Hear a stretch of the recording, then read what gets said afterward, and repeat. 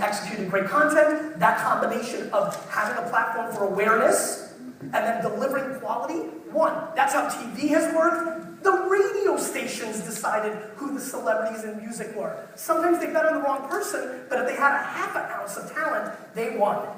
Because it was supply and demand. What the internet has done is they've changed the course of that forever.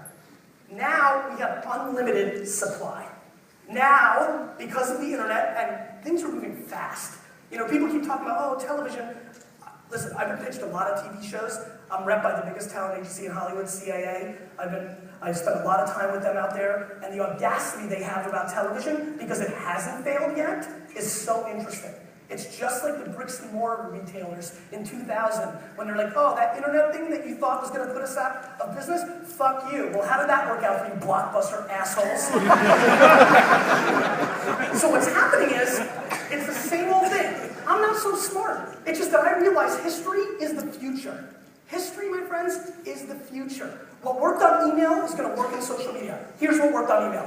When I was building up Wine Library's email service back in the 90s, I was obsessed with getting on other email services to get exposure, to get them to sign up to mine. So I would ask questions, like when I paid $20,000 to Luxury.com, that was around for 38 seconds, to get access to their email service, I asked them one question.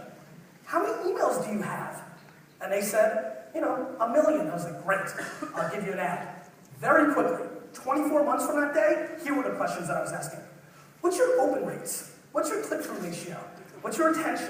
What's your unsubscribes? So when social media came along and I started having clients and questions and giving keynotes and people would ask me questions about how many followers you had or how many likes or followers, as they used to be called on Facebook, I'd walk in and say, it doesn't fucking matter how many engage, how many give a shit. Because I knew where the conversation was going to go because I just had lived it with email. I made those mistakes once. The only reason I'm doing well is I'm a little bit older than a lot of the other people that went all in, and I lived through practical business things, not watching, you know, Leo and K. Rose back on Geek TV or whatever the fuck that was, right? I was running a business. So I knew that that's where it was going. And so the fact of the matter is, here's where it's going.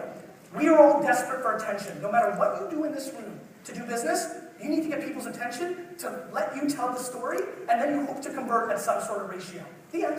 And then you have your competitors, and that's it. That's your business. No matter what you do, you sell a service, you sell roses. You can think about how complicated it is, this, that, the other thing, but it's not true. What you have is a product or a service, you have competitors, and there's supply and demand. Sometimes it goes up. More people start drinking wine, then me and my competitors could have more market. So the market moves, but then I had to be better than them, and that's why I kept innovating. Email was faster than their fax, so I won. And then in 05, when I saw video, I created a wine show, because I wanted to build brand equity in me, something that nobody could take away from, and I did that, and that worked.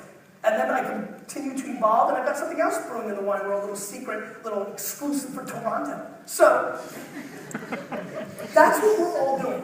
We're in that space. That's what we're thinking about. We have to continue to innovate. Here's what I think is the most limited supply in the world. Effort.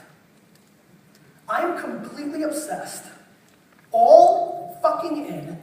Think about every step. If you would have seen my face today, when they canceled my flight, and knowing that you guys were here, right? And knowing that, in reality, even how financially satisfying this keynote is, that me being in New York for 7 hours and going back to my office would have been a better financial situation for me, but that I would have lost brand equity, that I had a try. I mean, I was like texting like fucking LA and SF like rock stars for private. I was going to lose money to get here.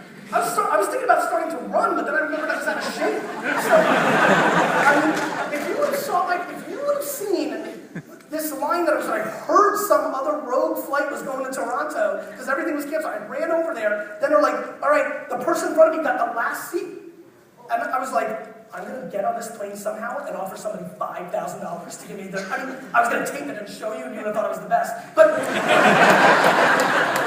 so I'm always a little sinister. But, I mean, effort. How many of you did I tweet back with during the engagement while it was happening in real time? Probably like 7 to 10. Exactly. I didn't have to. I was trying to do that and talk to you. And this effort is underrated. Effort is massively underrated in our society. You know why? Because your time is limited.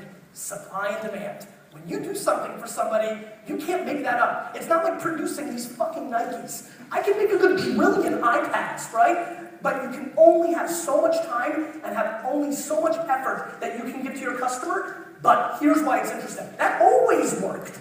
That was always a good thing to do and care about your end customer. There's a difference now, though.